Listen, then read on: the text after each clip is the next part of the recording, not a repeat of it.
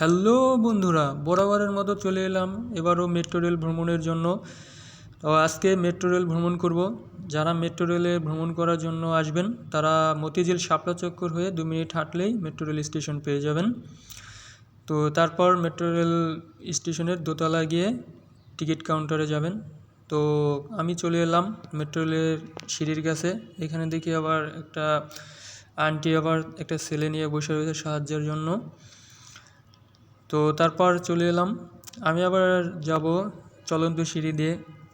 এমনি সিঁড়িও আছে, যাদের কোমরের সমস্যা বা এমনি সমস্যা চলন্ত সিঁড়িতে উঠতে ভয় পান তারা লিফট ব্যবহার করবেন, লিফটের ব্যবস্থাও আছে।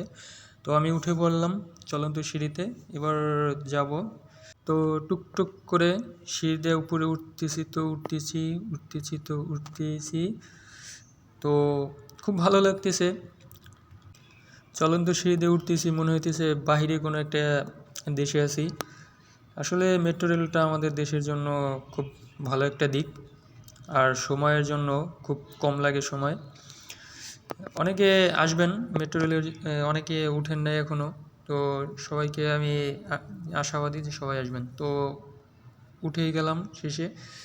তো হাঁটতে হাঁটতে চলে এলাম স্টেশনের টিকিট কাউন্টার এখানে। তো এখান দিয়ে ঢুকে বাম পাশে দেখে একটা নোটিশ বোর্ড আছে, তো নোটিশ বোর্ডে একটু ফোকাস করলাম ক্যামেরাটা। আর যারা মেট্রো রেলে আসবেন তারা সবাই অন্তত কিছু কিছু নির্দেশনা দেওয়া আছে নোটিশ বোর্ড, তারা নোটিশ বোর্ডগুলো ফলো করবেন। তারপরে সামনের দিক এগিয়ে গেলাম, ও মা, এসে দেখি কত বড় লাইন পড়ে রয়েছে। এখন কি করা যায়, আমার তো টিকিট কাটতে হবে, এদিকে সময়ও কম। তো টিকিট কাটার জন্য একটা চালাকি করলাম, ও মা, দেখি আবার উপরে একটা ফ্যানও আছে। তো টিকিট কাটার জন্য একটা চালাকি করে দাম করে সামনে এসে পড়লাম। তো শেষমেশ টিকিট পেয়ে গেলাম। এই যে টিকিট কাউন্টারে টিকিট কাটবো, আমি বললাম ভাই একটা টিকিট দেন।